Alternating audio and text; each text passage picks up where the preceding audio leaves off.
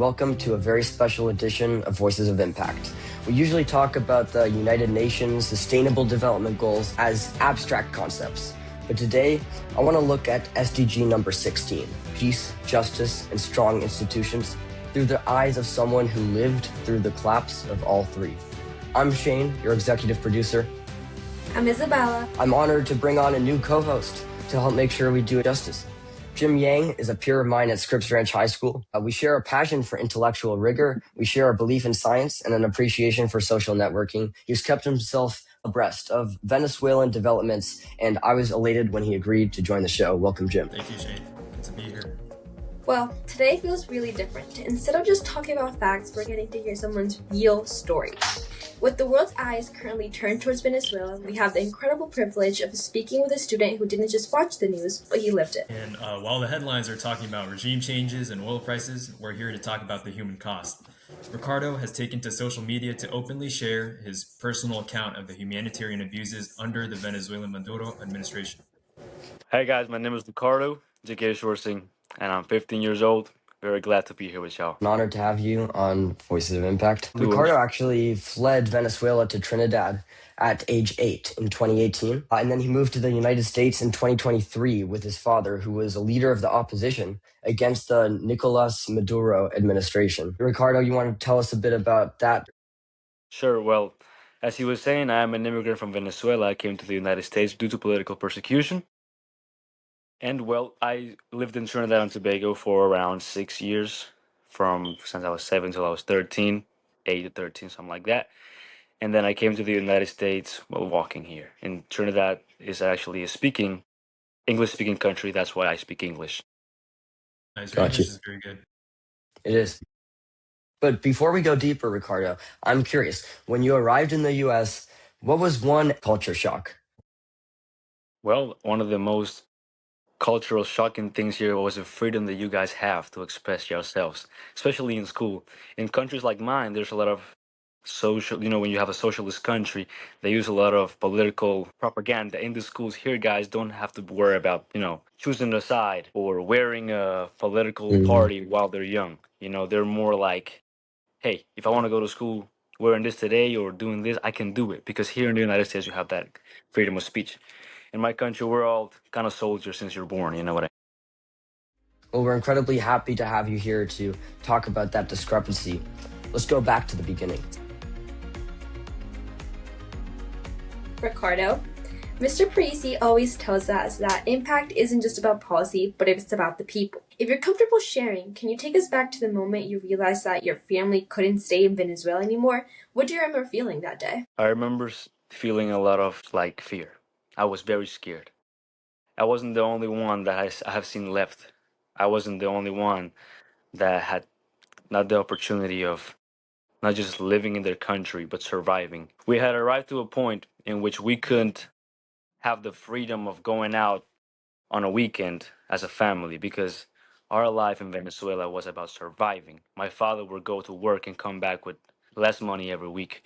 We struggled not just as a family, but as a community. Sometimes our neighbors didn't have food, and we had to support them, and vice versa. In Venezuela, you had a lack of electricity, lacks of basic needs like food and water, and lots of economic support from the government. When we realized we had to move, wasn't just because of all of that, but because my father was a political leader, and those things got him a lot of fame, in quotations. One day my father was riding his bike, and two cars stopped in front of him.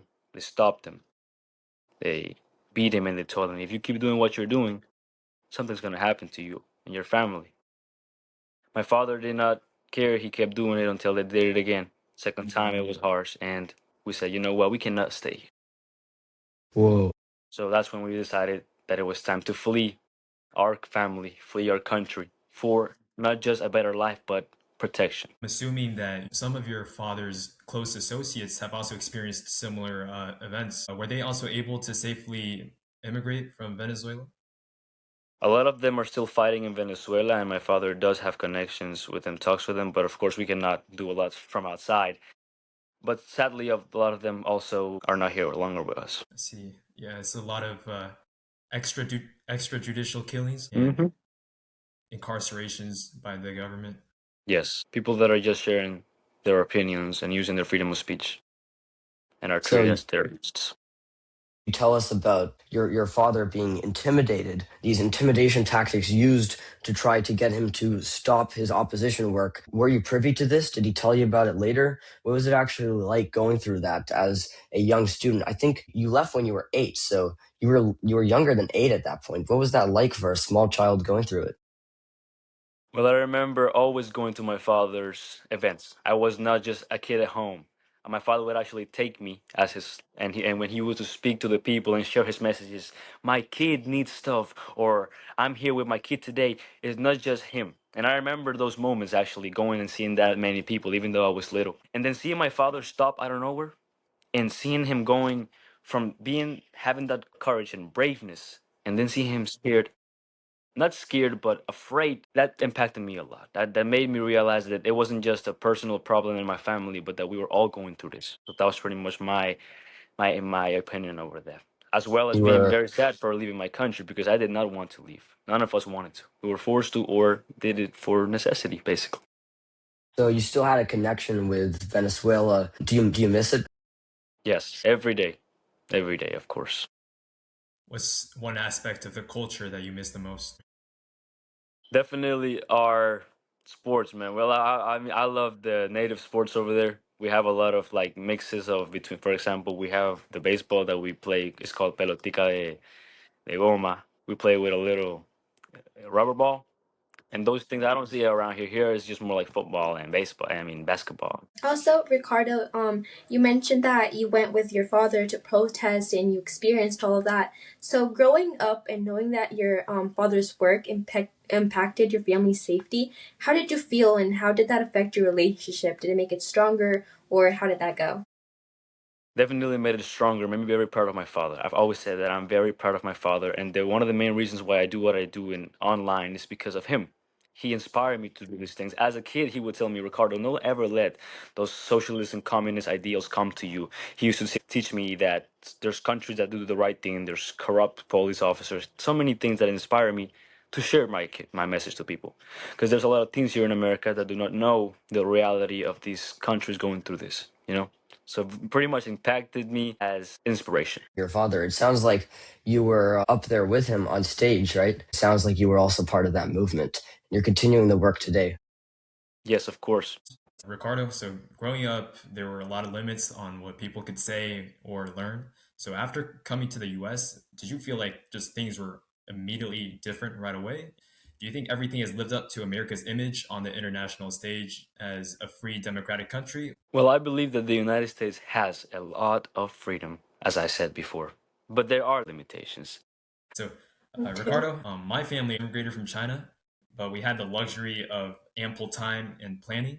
On the other hand, you kind of fled in a rush and you were fleeing with a high profile target, aka your father. So that changes the journey from immigration to escape in a sense. So, can you describe a specific moment on that journey and a strong emotion you felt? Talking about to Trinidad or to the United States? We can talk about Trinidad. Well, escaping to Trinidad was a very change. It was a cultural change that impacted my life completely. I went from going to speaking Spanish to being with my family to going to protesting with my father and seeing this whole thing to going to a place which is a small island. It has very limited culture. It's not as diverse. It's very local. There's a different language. There's judgment from other people, and there's barely any immigrant. And so going from that, and not just that, but I had to keep my profile low because we cannot. We're coming from this other country. We're not very far away. So I felt very. How do I say? Not just intrigued, but I felt very hidden. I don't know how to explain it. Mm, Very, hidden. very See what you're incarcerated saying. in this new world that we had to keep a low profile, but also keep life because life goes on. My father had to work. We had to go to school somehow. So also the pressure of learning a whole new language out of nowhere was very, very, very, very impacting. But I believe that made me more mature and very strong, and also incited me to teach the youth about us that come from this background. So that instilled a purpose in you when you went to Trinidad. Yes. And you said you had to learn English. So was that from scratch, or were you already learning some English? No, definitely from scratch in Trinidad. I had no English. I was 8 years old, and I've been learning since then. So you said your father was intimidated twice in Venezuela, which caused you to move to Trinidad, right? What caused you to actually move to the U.S. in 2023? Caused that change? We put I think it was a denuncia. I don't know how to say that word in English. We went to Announcement? the cops. We went to the cops for protection. My father was really scared. So were us, and we decided to come to the United States.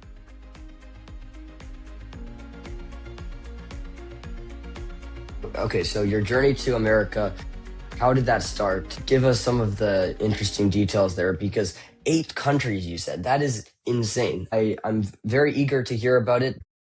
Of course. Well, the journey begins in Venezuela, in the city of Matron. We begin by taking a bus from that city to the other end of Venezuela. But of course, that's the only part that we really took a bus, because the majority of it was by foot or in some trails. So we go from Venezuela to the end of the border between Colombia and Venezuela, which is Maicao. And there we cross the border in a car. Then from there, we took a bus to this. Do you want me to explain the whole story or just the beginning of Yo, it? go for it. This is very interesting. Okay, so we took this bus from Maicao to this park called Necoclí. It's this coastal area in the west of Colombia, very close to Panama. And our next journey was to cross the Panama. But how do we do this? We had to cross the Darien Gap. It's a place where lots of Venezuelans, Haitians, Chinese, and whatever you can name, a lot of immigrants cross. And this journey begins when you take a little boat from there to the indigenous villages in the coast of the jungle, and then you begin the trail. Of course, you have to pay them a certain amount of money. You do that, and so our journey began. When we got to the beginning of the jungle, which is at the coast, you begin at the coast. We stayed there for a night. About camping tools, I remember we only had camping tools, which was a little tent for 3 people, my father and my brother. And then we had food, which was canned tuna, bread, and water. Each person had a little bit, so it wouldn't be a lot of weight. And then the next morning, we wake up, still in the coast. We all had a camp. I would believe there were about 100 people with us. They wake us up, masked men, whatever, and they say, "Yes, but it's time Shoot. to walk."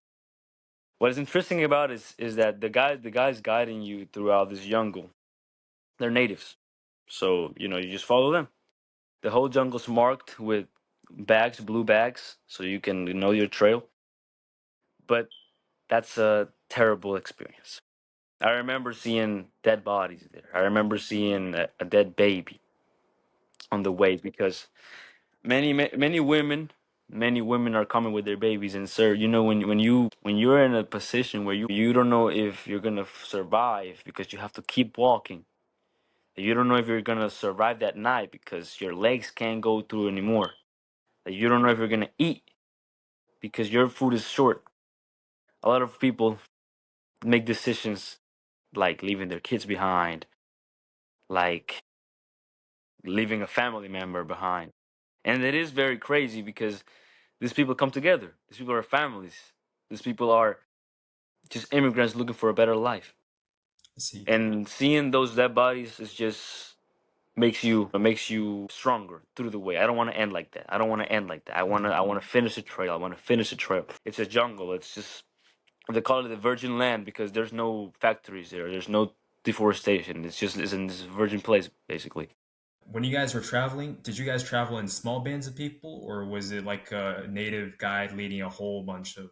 It was one native guy leading a bunch of people in the front, and that people follow the people behind. That's why there's a lot of confusion sometimes. Maybe some people go somewhere, and then the whole crowd follows that person. So they recommend to stay at the front, but it's kind of hard. There's probably 120 people following one guy. You know what I mean? See, did you guys form like a very tight community with each other? Did you guys? Not really, because there's a lot of, I wouldn't say language barriers, but there's a lot of discomfort, because There's stealings, there's raping, there's raping, there's a lot of bad stuff because there's people struggling there. There's people that have no food. There's people that haven't slept well. There's people that have been going through stuff that just lost a family member. There's immigrants in there that fight each other and kill each other. So it's more of a segregated thing, but we're all as a community. Yeah, It's brutal. So how old were you at this point?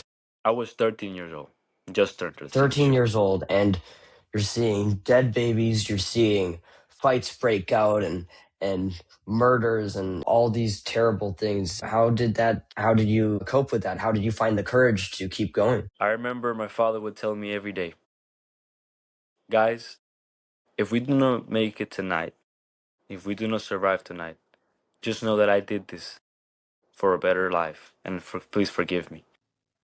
And seeing my father tell me those words that we will have a better life and that we're gonna do better and that things are gonna get better for us and that I'm gonna be able to help my family from the outside kept me going, kept my eyes straight. Because sometimes you're hungry, you haven't ate anything. Because I remember that our food ran out, and you just have to walk, bro. Because if you stay there, nobody's gonna help you, and you have proof. You see the dead people. So just the strength that my dad gave us, but also the thought of being in a better place with with the opportunities of going to school, of doing a job, things that people see so simply here, but for us, it's not. It's a privilege, It's not as simple to achieve. I think I heard that Darien Gap, parts of it are controlled by drug cartels. So did you kind of come across just I personally did not come across the drug cartels because, as I said, we paid the natives. But there's a lot of people that sometimes they don't have as much, and they go by themselves basically. And if you're found, that's one thing I forgot to mention. If you're found without the protection of a native, you're prone to getting kidnapped by those cartels. We won't call them cartels, but more like criminal organizations. yeah, Yes, they're more like like the guerrilla. That National Liberation Army of Colombia? Yeah. So because the Darien Gap is the border between Colombia and Panama. So you have those criminal organizations. They are if they do their criminal stuff. They don't mess with the natives. So you crossed the Darien Gap, then what?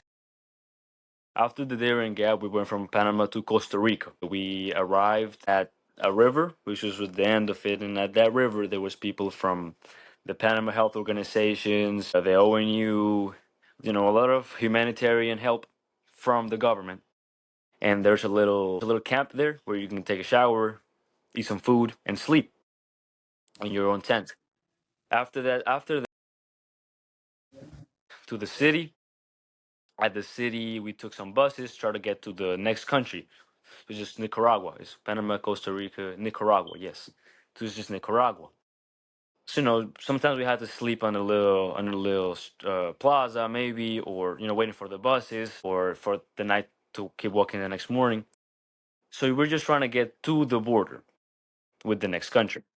When we get to Nicaragua, to cross there, it's basically the same thing. Try to get to a bus. But since we're not completely legal to cross to Nicaragua, this is a thing. There's human traffickers everywhere trying to get money. So what a lot of people do is that they pay those guys to cross them. But then there's also people that get legal stuff to cross people. But is whether it's a car, whether it's anywhere. And that's what we did. So whenever we got to the borders, we paid some of those guys, not the guys that work with the service, so it won't be as dangerous. So for those three countries we crossed, and that was the same for Costa Rica, Nicaragua, and Honduras. Now, the last two countries was Guatemala and Mexico. Those were the harshest Right. ones. Those were completely different. In those countries, we didn't have humanitarian help like in those other countries. The border over there wasn't as easy, like just paying a guy that has a little contract that's legal to cross you, and then you can just keep going your way. It's not like that. Those are borders that have cartels, that have criminal activities, and they are very dangerous to cross. So when we were crossing from Guatemala to Mexico, we had to pay these guys to cross us, with little built up wood things through a river in the nighttime. A lot of people that fell and drowned, they wasn't gonna stop and to help them because they're really just trying to cross people. So stuff like that. In Guatemala, we had to. I remember in Guatemala it was one of the only hotels we slept at, and we really didn't sleep in the hotel. It was one of the. It was just a little room there, and I remember sleeping in a bed for the first time in so long, so many countries. Because as I said, we would have to sleep on the street. We would have to wait for the buses, sleep on the buses terminals, or just walk, mainly walk. So okay, so have you seen people left behind, as you said, drowning in the river with nobody to help them? Someone hopeless that was just abandoned by the group. Well, I had a friend named Santiago Rivas. I would love to find him and see where he is at right now. And he was coming with us as one of the group behind. And I remember he lost his mom. One night they went to sleep. The next morning she wasn't there. We don't know if this kidnapper that took her or something happened, but he didn't have his mother anymore. Those are one of the dangers that happen in those countries. As I said, there's cartels, there's criminal organizations. If they find out you're not a native, for example, if you're not a Guatemalan, or you're one of those immigrants crossing, who's going to look for you? Who's going to find you? You're miles away from your country. So those things happen.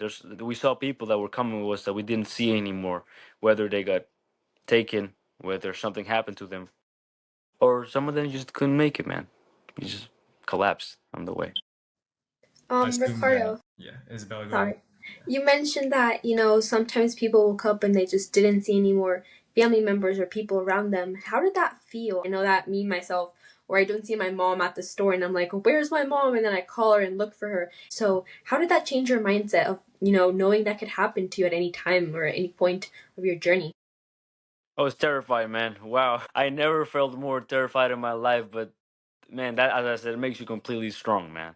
Every day I wake up and I would be thankful that my father was still there with me, that my brother was still there with me. Something that made me really happy was going to sleep and having them next to me. Because a lot of people woke up that morning without a family member. Some of them woke up not, they couldn't have their, they couldn't continue because they got robbed or something. Like those things, seeing that I had the opportunity to keep with my family, made me appreciate my family, made me appreciate being alive, but also made me learn that some of us are luckier than others. You know what I mean? Yeah. So when you guys slept, was there always like one person awake to keep guard over the group, or?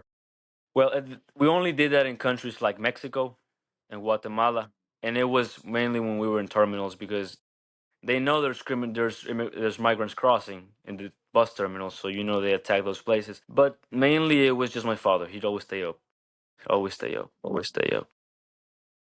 And I'm assuming like throughout this whole journey, there's no Wi-Fi, no connection to the outside world, and you guys had no idea what was happening. Well, yes and no, because in some countries we did have international satellites or something like that. I don't know what it's called. You just pay a little amount and you have connection. But we couldn't use our phones because we didn't know when was the next time we're gonna be able to charge them. Because to charge a phone, you had to pay a Right. restaurant or stuff like that. So the Mhm. majority of the times we kept our phones only to make important calls, money transactions, like from our family. Say we ran out of money, which we only did at the end of the journey, Mm. but stuff like that. But mainly we were uncommunicated. Have you made like emergency calls to like local law enforcement? Were they ever helpful for you Never. guys? No, no, never, never, never. We just family member. Actually, most of the local law enforcement over there, they kind of bully the immigrants if some way. Like they try to stop them from their journey. If you know what I mean. That's kind of sad, though. Very Gosh. sad. So you said that the last two borders you crossed were the most difficult. Tell us a bit more about actually the last border, getting into the U.S., the final one, and how that played out. Well, the first thing is that we crossed the United States during the Biden administration, so there was this opportunity of where you cross, you gave yourself to the migration, they processed you, they either deported you or let you in depending on your status. So, of course, we took advantage of our status of migrants that were escaping this political issue. So, we did the same thing that a lot of people did. Let me explain. So, you go through Mexico. We went from the beginning. We started in Chiapas. I remember we took a little bus trying to go to Mexico City, but they stopped us. Hey, you guys are not Mexican, this and that. Get out of my bus. in the middle of the desert, like it's a No deserted way. road. It's a road, and all you can see is desert, really, completely. The next town was probably 100 miles away, and we walked. I remember it was 60 miles. 60 miles. It's over 16 hours of walking, bro. I'm talking about in the middle of the Mexico sun. Desert. Yes, You because guys did that all in one go? Just all in one day? if it was say okay, so we got out of the bus about 2 a.m. They took us out of the bus, and we They just walked, kicked you out. and they just kick you out, and say we walked until like 6 in the afternoon, 6:30. That's over 16 hours or 14. I don't know how much hours is that. It's a lot of time, man. And after that, so I said, so we were walking. A lot of people perish. They just passed out or they would sit down, and we just won't see them because we keep going. And I remember the more you walked, and the less water you had, and the less food you had, the harder it looked. Like, brother, there's nothing in front. I don't see a single town, a single light, a single stop. And then this motorcycle stops next to us. This is completely legit, guys. I don't know how this motorcycle stopped next to us. Masked guy, and says, "You guys need to go somewhere?" And we say, "We need to go to Juchitan. It's the next town." We had already walked like probably 50, 60 miles. We don't know really. This is an approximate. And they said, okay, well, that's about an hour from here. You guys are not going to make it. It's going to be dark. And you know what happens in the nighttime here? They said desert. And we were like, yeah, man, but we have nowhere to go. Are you trying to help us? He said, yeah, I'm gonna help y'all to go to the next town, but I'm going to have to take the little one first. My little brother. So we have this situation. We either go with the guy and trust him, or we stay out there and wait for the nighttime to come. But we don't know if that guy's gonna take my little brother and never come back, man. We're like, he has a motorcycle. We're in the middle of nowhere. So my father looks at us and I was like, what are we gonna do? And we trusted the guy. There's nothing else we had to do, man. When we stayed out there, we were gonna just so we trusted him. My brother got in the back seat of the motorcycle, and so he went. I remember looking at my father and I said, "Are we ever gonna see him again?" I was scared. I was totally scared. Like, what if he doesn't come back? And my father said, "Just pray, kid. Just pray, pray, pray." Then he came back about 45 minutes after. You come. I got on the bike. And I remember he took me, and he took me into this place where it's like a little house. I don't and then it's not a house, but like a house kind of building. And there was a seat outside. My brother was sitting there. And I sat there, and it was the same desert looking road. We were just sitting there next to the wooden looking house. And then my father comes and he sits us down and he says, the town is 45 minutes away, but there's a stop. There's a cop stop. So y'all need to go in the back of a truck. Is that fine with y'all? If not, can't take it. And it's gonna be 250 pesos per person. Man, 250 pesos compared to everything we had been going through, brother, it was nothing. We said yes, let's do it. Let's do it, man. We got in the back of the truck. It was a pickup truck, and they put this plastic loan on top of us. And that's it. And so we went. We didn't know if we were getting kidnapped or if we were actually going to the town. As I said, you know what I mean. So we got in the back of this thing, and that plastic loan was melting in front of in our skin. We couldn't breathe down there. It was terrible. But I remember this thing out of nowhere stops. They take that plastic loan out of us, and the skin out of our skin is barely coming out. It's kind of coming out because it was melting in our skin. Like, it was terrible, bro. It was so hot in there. And they take that plastic loan, and when we see we're at the town, praise God, we made it. We paid them the money, they let us go, and then so they off. So that little story I just told you, bro, was going from Chiapas to this little town, and that isn't 20% of how Mexico is, bro. So those experiences is what we did all the way up until we got to the border, and then that's when we crossed. Now in the border, how does that work? So before we get to the border, we stop at Monterrey, and to buy some food and whatever. And I remember we walked until a bus stop, and we said, "Hey, man, we can take this bus to the border, or we can just walk like we're doing." We were scared that if we got the bus, they're gonna stop us like the first time and send us all the way back. But we really didn't want to walk because at the border, bro, there's so many cartels. There's so many stuff going on. It's very dangerous, especially the U.S. border. So we decided to take that bus, and the guy actually was turning around to go somewhere else. That's very dangerous because why are you turning around? But when the guy started turning around, there was a lady in the bus who was Mexican. That Mexican lady was, and she started making this live video and said, "This bus is turning around. If something happens to me," and she had her ID on the live. "If something happens to me, this is the driver." She started recording the driver. There was one Mexican lady, bro, in the entire bus.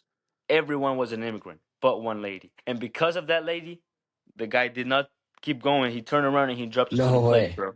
It was awesome So because we were he like, turned back around. he turned back around because she got his face, she had the card, the tag and whatever, and she had her ID. So it was Thank like God for God her. sent that Wow. lady, bro.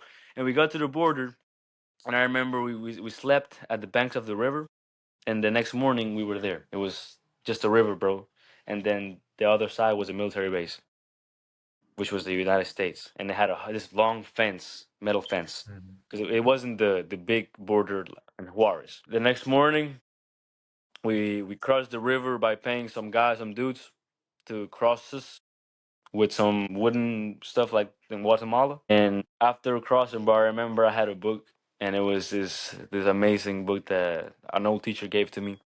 And I had read it during the way, but I couldn't keep it with me because they were gonna take it away from me. And I remember leaving it at a tree next to when I had crossed the border. And I left it there. And when I looked up, there were whole military guys there. There was a car. There was a helicopter on top of us. It was amazing. They took us. They put us in the car. They put us in handcuffs and whatever. And then they took us to the detention center. That's the important part, bro. Because that's when they decide if we're getting deported or if they're processing us and letting us in. Going back to when you went from Chiapas to that small town, you had to trust the motorcycle driver to take your little brother. Yes. So was that the most difficult decision your family had to make? Man, there were definitely a lot just like that. But I think that one of the hardest ones was when we were in the terminal in Mexico, and my father, he was there or whatever, and they separated him from us for some reason. And we were in a room, and my father was in another room, and we've heard that they do that sometimes, and then they never see each other again.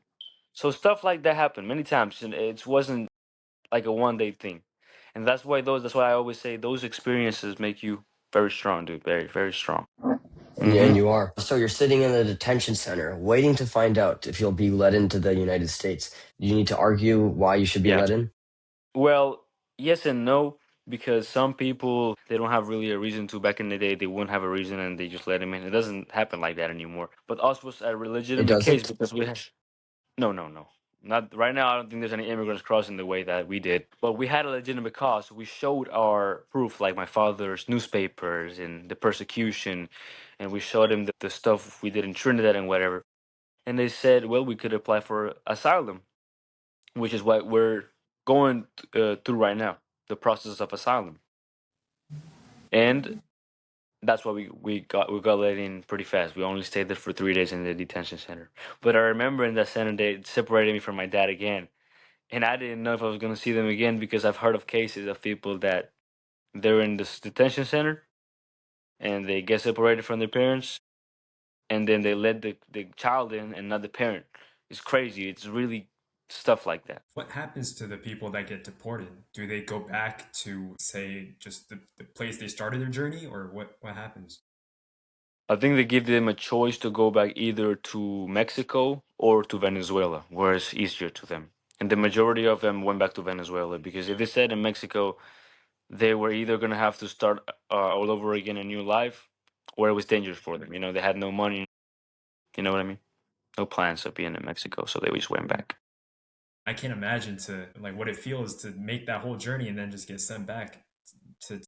A guy that was us actually happened to them was this guy. He was 40 years old. He didn't have a legitimate reason to come to the United States, just that he was going to the same thing that Venezuelans are. And since he didn't have a family or nothing, they just sent him back, and we never saw him again, really. Ricardo, you mentioned that you spent around 3 days in the detention center. So when you guys got out and it finally hit you that like, wow, I'm safe, I like actually made it. What was something that made it really significant or something you remember that day that was like something that really impacted for the rest of your life? Wow, I remember coming out of the center and they said, guys, they had these papers, and we didn't know if it was our deportation papers or it was Gladys's papers. And there was, guys, welcome to the United States of America. We're gonna give you this ticket. It was actually a bus. The papers were actually bus tickets to go to Brownsville, Texas, because we were in a detention, Texas, and then we were and they released us. And I remember the moment I stepped out of the bus terminal and I saw the American flag. It was a little town, and there was kids playing, and I just felt so overwhelmingly happy because I didn't just made it to the United States, but I made it with my family. I made it with my father. I made it with my brother. We actually had the opportunity to live what we've been wishing for all this time. We've been doing all this stuff with this thought in my mind. And the thing that we thought that maybe we're not gonna make it because there's so many people dying, and we actually made it, man. It was so amazing to see the American flag. Really, that's the first thing I took a picture of. It was me next to the American flag. It was amazing, bro. Seeing it there, it was just awesome, bro. Really was. So you took a picture with the American flag. You were grateful for the opportunity to be let into the US. Do you think from a policy standpoint, you need to expand that to more immigrants? Like your friend who was going through the same thing but got sent back. Would you be an advocate of policies to expand asylum for more people? Well, definitely, I would love to share the opportunities that I have here in America to a lot of people that need it out there. Of course, that is a controversial topic, but I believe if a person really needs the help, like someone escaping from the war in Ukraine or someone escaping from the Strip of Gaza, those are people that deserve the opportunity of a better life, maybe in the United States or in Canada or in other countries. But yes, here in America, I would love them to have a policy of asylum for more people. And I believe that by international law, a country cannot turn down citizens who would be in mortal danger if they're turned back. Hmm. I believe maybe with the asylum, your friend who was turned back, maybe the customs officers didn't believe he was in danger in Venezuela, so maybe that's why he got turned back. Yes. But But he fled the sometimes same Venezuela, right? he lived the exact same Venezuela, but you see, man, Exactly. these officers, they try to let in the least people possible. That's their job. Whether international law says and states something, they're gonna try to. Because even people in Mexico, there are a lot of people escaping. There, I don't know, terrorist attacks or cartels or and they still send them back. But yeah, basically, they do try to let the least people possible. But since we had that evidence, like my father in the newspaper, and we had the police writings and the evidence that we lived and escaped and whatever, that helped us a lot, and it helps us now. At Voice of Impact, we try to use the UN, the United Nations, as a framework to approach these various topics because the UN has different agendas for looking at humanitarian abuses in different countries and just all around improving different aspects. We actually did an episode on SDG 16, Strong Institutions, with Dr. Andrea Briseno. Ricardo, you've made content about deteriorating institutions in Venezuela, which is very pertinent to this SDG. The UN reports that judicial collusion has corrupted Venezuelan institutions. And that basically means like the executive administration will be using courts to prosecute and incarcerate different political opponents, as well as extrajudicial killings and guerrilla activity by radical groups like the ELN, the National Liberation Army. Ricardo, we know all these facts, but tell us more of the details of what it was actually like to live in a country with crumbling institutions. Well, those crumbling institutions were put there by the government in the first place because we didn't have institutions like that. Venezuela was a democratic country. But then when Chavez came in, he changed the judicial branch, he changed the executive branch, and he put officers there that helped him. He put socialist people in Congress. He put socialist people as deputies and whatever. So those institutions, just know that they work completely for the government. Since 1999, there hasn't been a single fair election in Venezuela. I remember seeing my parents on voting day. What's the point of going to vote, man? Maduro's gonna win.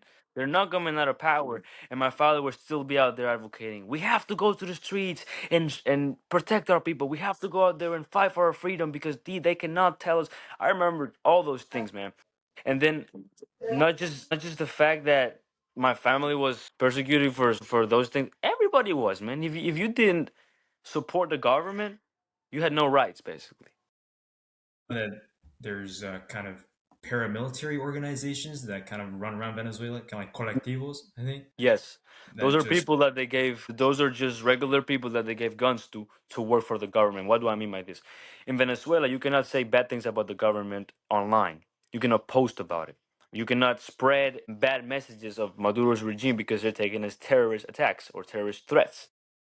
These organizations, like you said, the ELN, and those executive officers and the congressmen and whatever, they are constantly watching over people to see who is against them or not, and they target them and they take them to this. I don't know if you've heard about the Helicoide, which is a detention center in Caracas where they keep political prisoners.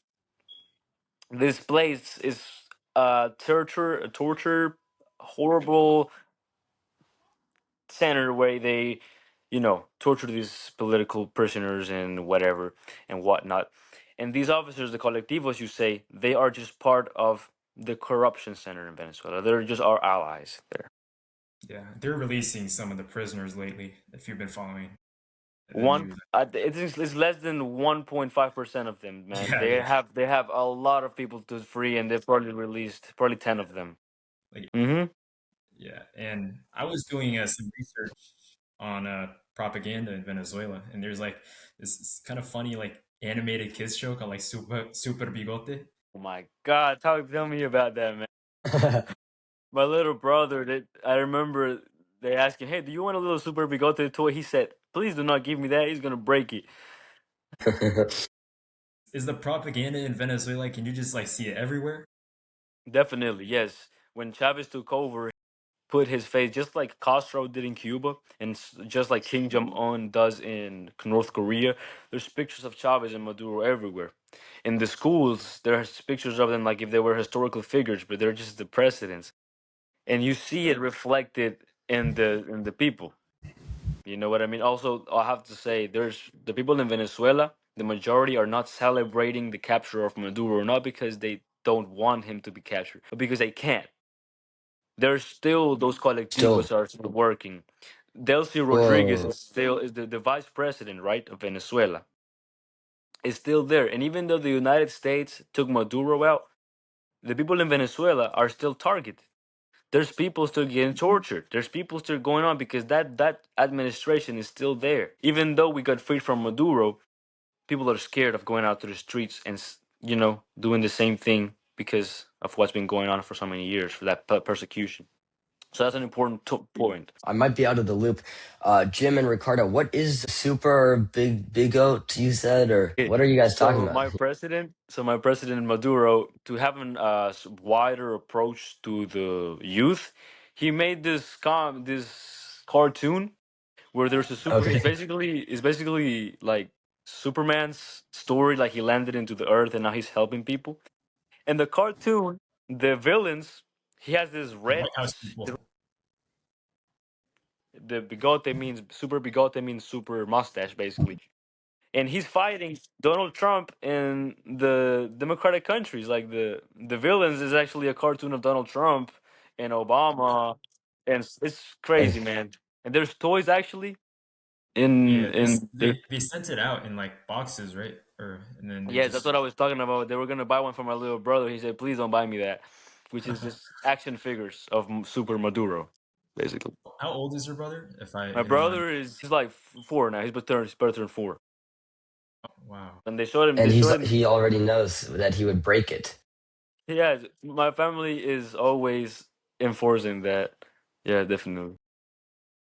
Ricardo, you mentioned that because of bigote, everyone and all of the kids and all of the youth were being affected by it. So, how do you think that young people can identify the difference between whether someone's trying to either manipulate them or someone's actually trying to do good for their country? How do you think they can identify the difference and kind of think for themselves rather than just think based on feelings or being scared of actually speaking out? Well, that's one of my main points and goals of approaching the youth is teaching them stuff like that, because here the youth is very influenced by what they see on TikTok and social media. So pretty much educate yourself in geopolitics and have a neutral aspect before you have an opinion over something, because there's a lot of people here having an opinion over Venezuela just because the fact that they don't support the president. You know what I mean? So for those people, try to first of all educate yourself in geopolitics so you won't be blinded by propaganda, because some of them are really sharing the message that their propaganda is doing and they don't realize it. So educate in geopolitics, educate in other country situation, but also stay and take also a neutral step into it. Always have a neutral perspective in things. Do you see a similar dynamic in the United States where, like, the Republican Party tries to censor the Democratic Party and the Democratic Party tries to blame everything on the Republicans? And how in Venezuela, the leading, the Partido Socialista tries to silence the opposition party led by, I think, Maria Corina Machado? Machado. Yeah, Machado. Well, your Spanish is really good. I have to point that out, man. You have very good pronunciation. Thank you. Yes, I believe that in the United States there's a very clear difference in political opinions and the youth and the enforcements of it, but definitely not as you see it in Venezuela, Mm. because in Venezuela you have a place where if you're not of that party, you lose your entire rights. You know what I mean? And it's more like we look at the opposition leaders, because Maria Corina has been the opposition leader just a few years, because before her we had Capriles, which worked with my father. We have we have this other dude, Guaido. Like, she hasn't been the only opposition guy running, and we look at those as the feeling of the people, the feeling of the Mm. pueblo, we call it, the feeling of us. And then the other party is more of a regime. We look at it like North Korea, like they're just there taking over us. So I wouldn't say like political and the part, because here you have free elections. One day you're Republican, one day you're Democrat. Over there is more like these guys are over here, and they're taking over us.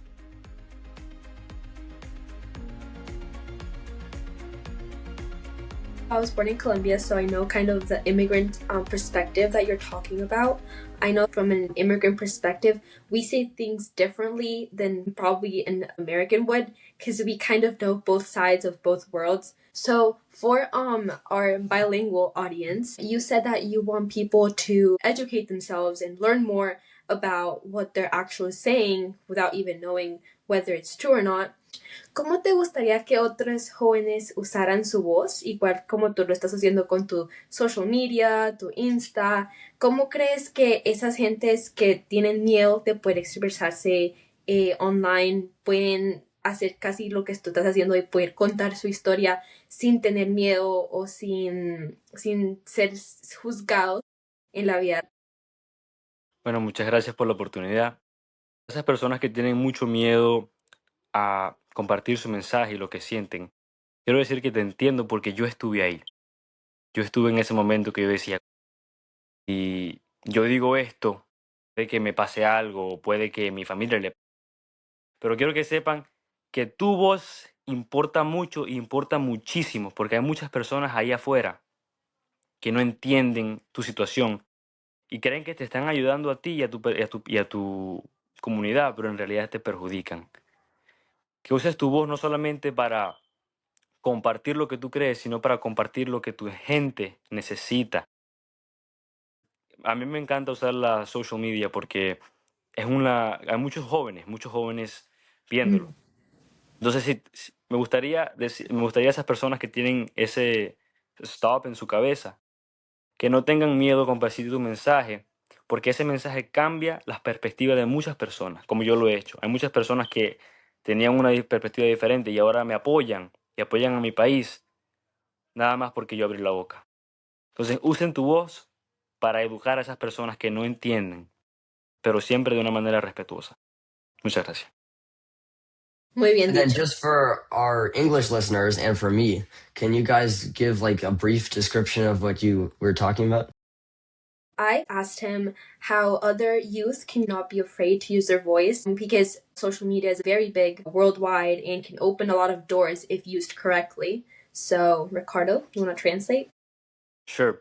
Well, I said that their voice is more important than they think, and that I have been in a situation where I thought that maybe opening my voice would bring me consequences. But I said that educating people helps not just you but your community to be understood out there. And then there's many people out there in the social media that they think they have a right overview of something, but they're uneducated. And that voice changes a lot of mindsets and makes an impact. Powerful. Well Hay said. muchos hispanohablantes in Georgia. Donde yo vivo, sí. Sí. Mainly Mexicans, mainly, yeah.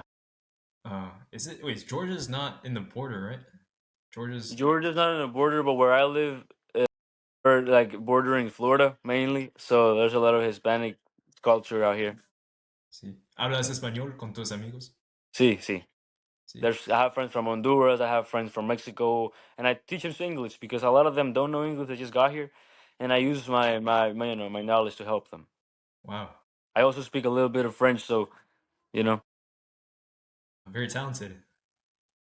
Yeah. So, Ricardo, I know you spoke a bit about empowerment and how to use social media. What is your final message that you want to leave in addition to that for the youth that may be listening, for policymakers? This is your opportunity to just address however you want to address the audience. Well, I want to tell to the audience, take a very neutral point of view, but also use social media correctly.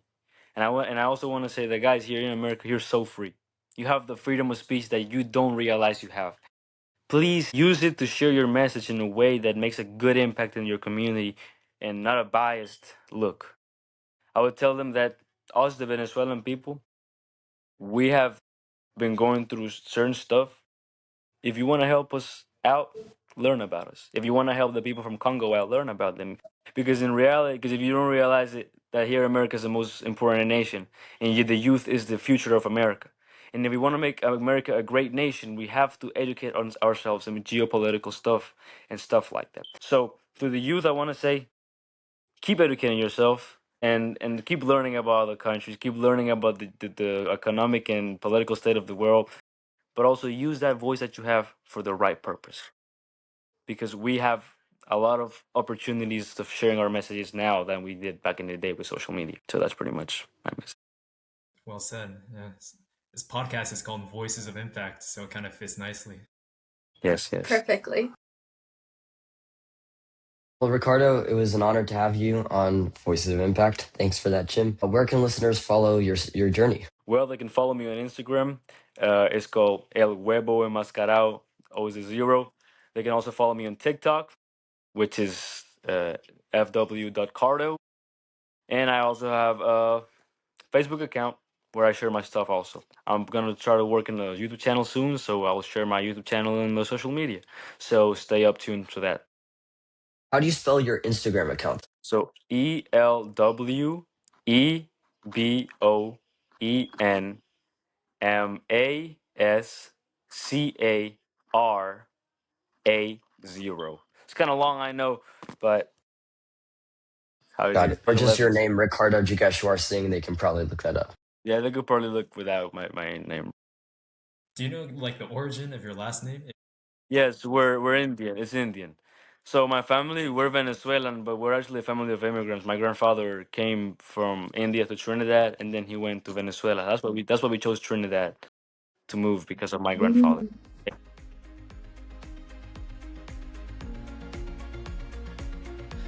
We get to read textbooks, and it's like the most comfortable way of learning history. But it's cool to get to look history in the eye. Ricardo's story isn't just about Venezuela. It's about the fragility of freedom and the resilience of the human spirit. And it reminds us of how easily we can take democratic political institutions for granted and how easily they can be corrupted and manipulated. And behind every stat that we read in class, there's someone like Ricardo, there's a person, a family, there's a story. Muchas gracias, Ricardo. Thank you for your bravery. And to our listeners, thank you for tuning in today into a special edition. We'll catch you next time on Voices of Impact.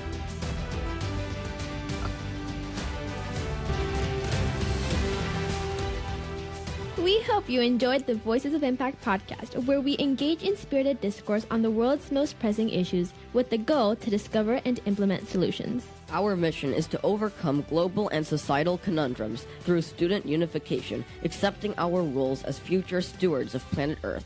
Please consider sharing this episode with other humans to enable spirited youth discourse on the planet's most pressing issues.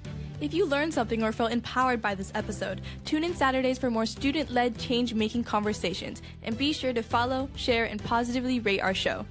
Voices of Impact is brought to you by the University of San Diego's Jacobs Institute for Innovation in Education, PPC Profit Pros, and SchoolCAST, a Cloudcast Media program to empower the voices of young students around the world.